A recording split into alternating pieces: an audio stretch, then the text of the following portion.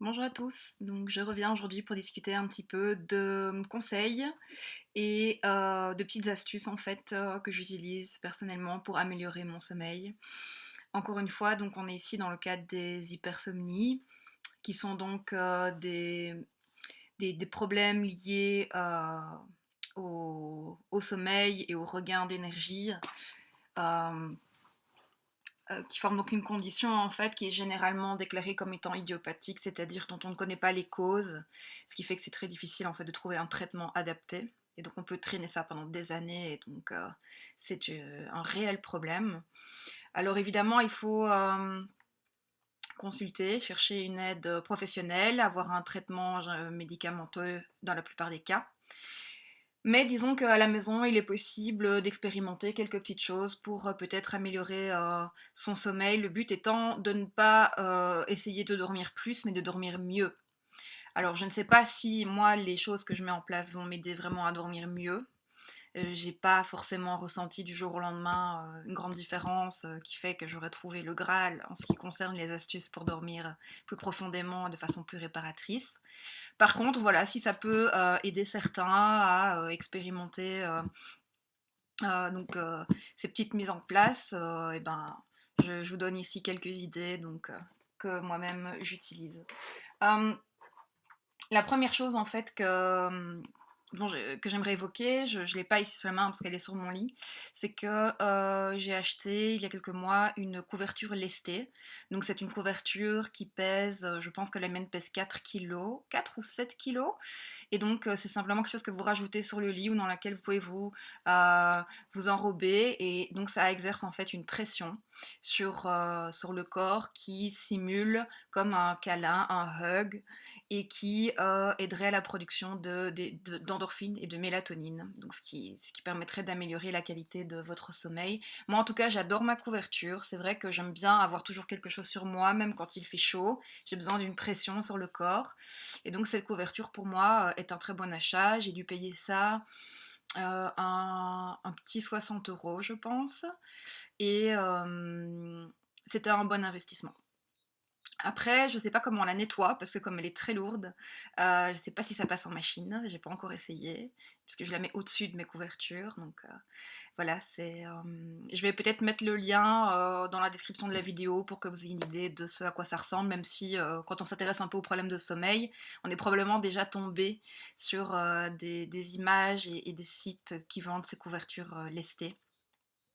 Donc voilà, ça c'est la première chose. Ensuite, bon, des choses un petit peu bébêtes, mais qui peuvent aider à installer une ambiance comme ça de sommeil. C'est par exemple au niveau des odeurs et de l'aromathérapie. J'ai utilisé pendant longtemps ce spray Febreze Sleep Serenity. Donc c'est comme très souvent à la lavande. Ça sent bon. Après, voilà, je pense qu'il y a quand même pas mal de composants chimiques là-dedans, donc je suis pas sûre que ce soit extrêmement recommandé pour les voies respiratoires. Mais j'aimais beaucoup l'odeur et évidemment j'aimais beaucoup le design. Moi, tout ce qui est mauve et qui a attrait en fait aux couleurs comme ça liées au sommeil, le mauve, le bleu foncé, j'aime beaucoup. Voilà, euh, c'est mon petit point faible. Donc, niveau marketing. Euh, donc voilà, j'utilisais ça.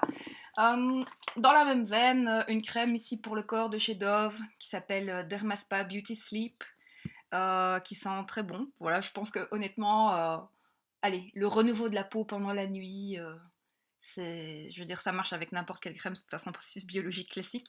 Donc que vous mettiez cette crème ou pas, ça change rien. Mais par contre, au niveau de l'odeur, c'est vrai qu'elle sent très très bon. Et donc de nouveau, cette espèce de raisonnement Pavlov, de quand j'associe ça, en fait, cette odeur avec le fait qu'il faut que je m'endorme rapidement. Et j'imagine, je m'auto-persuade que mon sommeil sera profond et réparateur. Dans la même veine, un qui sent très bon aussi, c'est le Sleep Black Camomile de Bath Body Works, qui est une marque américaine, donc on ne trouve pas en Europe. Peut-être sur quelques sites, vous pourrez trouver des produits. Si vous connaissez des sites qui livrent en Belgique, je suis preneuse. Moi, j'avais trouvé sur Notino, ils vendaient les bougies Bath Body Works. Mais bon, moi, mettre 30 euros dans une bougie qui sent la lavande, c'est non. Par contre, j'avais donc un ami qui m'avait rapporté ça des États-Unis, donc c'est une petite lotion qui sent la camomille. Et voilà, c'est assez chouette comme petite routine du soir. Même chose, un spray pour l'oreiller, également à la camomille, ça change un peu de la lavande, donc de la même marque. Généralement, je le spray en fait sur mon masque pour les yeux, ici sur le bord du nez, comme ça je respire ça avant de m'endormir. Donc masque pour les yeux, totalement classique, un masque pour les yeux. Celui-ci en fait présente donc des espèces de pads qui font que ça ne touche pas vos yeux quand vous le portez. Moi, c'est pas un problème en fait d'avoir un bandeau qui appuie sur mes yeux, au contraire, j'aime bien. Donc, je vais vous expliquer ce que je fais avec ce masque. Mais pour les personnes qui n'aiment pas la pression sur les yeux, c'est peut-être un masque idéal. Je sais plus du tout d'où il vient, probablement d'Amazon. Il y a bien 5 ans que je l'ai. Euh, Par contre, quelque chose qui est vraiment, vraiment, vraiment un bon achat pour moi, je vous montre ici qu'une seule partie. Non, en réalité, il y a un câble avec une petite manette où vous pouvez choisir la température et le temps de fonctionnement. C'est un petit masque chauffant USB que donc vous placez sur votre adaptateur USB et donc en choisissant 5, 10, 20, 30 minutes, plus la température qui monte jusqu'à 40 degrés, ça va chauffer et ça va vraiment en fait détendre les yeux. Vous pouvez mettre aussi un petit peu d'eau dessus pour que ça fasse une espèce de vapeur. Bon, ça c'est un peu pas convaincue que ça fasse de la vapeur, mais ce que je fais, c'est que je le mets en dessous de ce masque en fait, et ensuite je le porte avant de m'endormir. Il faut aussi savoir que appliquer de la chaleur sur les yeux, ça va stimuler en fait les glandes de Meibomius qui se trouvent dans vos paupières, et ça stimule la création en fait de, de liquide adipeux en fait, qui vient donc se déposer sur votre globe oculaire, et donc en cas de sécheresse oculaire, c'est pas mal. Faut pas en abuser, mais ici vraiment, je trouve que ce petit masque chauffant, c'est vraiment une tuerie quoi. Je suis hyper contente de cet achat. Autre chose, si vous avez comme moi des migraines céphaliques qui parfois se transforment en migraines temporales, euh, quelque chose qu'on m'a offert il y a quelques années, c'est un masque de massage de chez Omedix. C'est vieux, je ne l'ai pas retrouvé en ligne, mais il y a d'autres marques qui en vendent. Et donc en fait, quand vous l'allumez, ça vient se resserrer au niveau des tempes. Ça appuie enfin ça crée de la pression. Et ensuite, ça peut créer également des petites vagues de pression. C'est assez bruyant.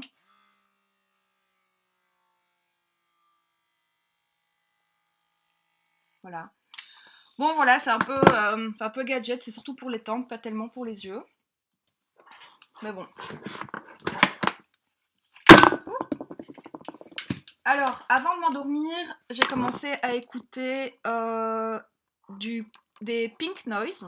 Donc, il paraît que les pink noise sont des fréquences sonores qui permettent au cerveau de se détendre et donc de favoriser le sommeil. Je vous laisse regarder ça, il y en a sur YouTube, vous tapez Pink Noise, et donc j'écoute ça avec des écouteurs donc sans fil, que donc je peux porter la nuit, et même si je les perds, il n'y a aucun souci. Donc ça c'est pour le côté sonore euh, de, de, de la mise en sommeil. J'ai également une montre, une Apple Watch, donc avec une application que j'aime beaucoup qui s'appelle Pillow.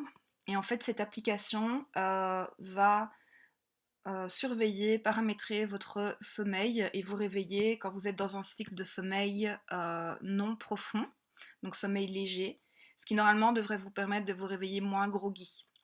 Donc vous indiquez en fait que, par exemple, à 8 heures maximum, vous devez être debout. Et donc ça va vous réveiller entre 7 heures, disons, et 8 heures, quand il détectera une phase de sommeil léger. Est-ce que ça marche vraiment? Encore une fois, je ne suis pas sûre. Il faudrait vraiment que je note en fait et que je tienne trace euh, de ce système mis en place pour pouvoir déterminer si c'est efficace ou pas. Niveau aromathérapie, encore une huile à la lavande, donc vous pouvez mettre dans un diffuseur ou sur l'oreiller. Celle-ci vient de chez Primark, donc je pense pas que ce soit des bonnes huiles essentielles. Mais bon, j'ai vu le prix et je l'ai acheté. Ce que j'avais commencé à faire il y a quelques mois, c'était tenir un journal aussi. Tenir un journal de sommeil.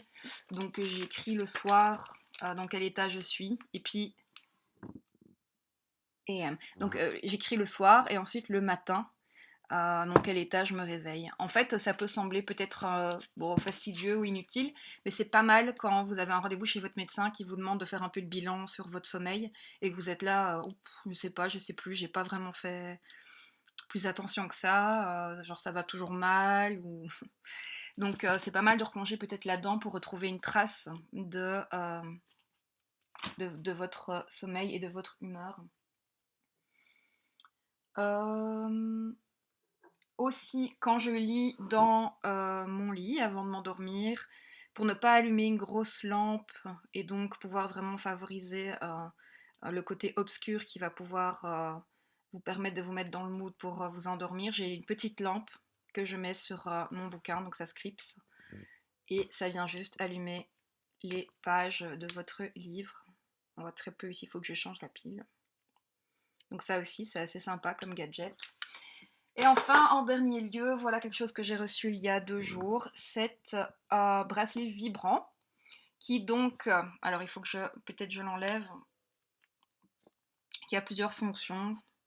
Bon, il vous donne l'heure, il vous donne la température ici qui a disparu puisque je l'ai enlevé de mon bras, le niveau de charge, 100% ici, l'alarme que vous avez programmée. Vous pouvez programmer jusqu'à 2 alarmes. Donc en fait, cette montre ne fait pas de bruit. Par contre, elle va vibrer à l'heure du réveil, à l'heure de votre alarme. Et donc, effectivement, on sent la vibration. Après, moi, je me suis déjà rendormie. J'ai senti la vibration, je me suis réveillée, et puis de nouveau, j'ai fait hop, et je me suis rendormie.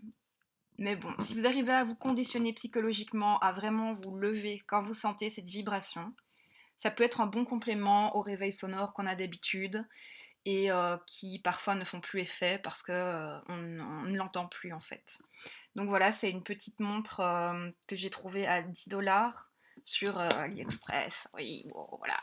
Il y a des similaires sur Amazon et sur Internet qui sont à environ 30 €. Moi, je me suis dit, c'est exactement le même produit. Donc je l'ai acheté sur AliExpress et ça se recharge par USB. Vous enlevez la partie là, hop, et vous mettez ça sur le chargeur USB. Voilà. Donc ça, c'est ma dernière astuce en date. Voilà, n'hésitez pas donc à communiquer, à partager, à commenter si vous avez d'autres astuces et que vous avez envie voilà, de les partager avec la communauté des hypersomniaques ou tout simplement des gens qui ont vraiment du mal à se réveiller le matin et à s'endormir le soir également. Voilà, je vais ranger ça, hop, dans sa petite capsule. Voilà, donc c'est tout pour cette petite vidéo et vraiment je vous invite à partager et à discuter de ces problèmes liés à l'hypersomnie. Voilà, à bientôt.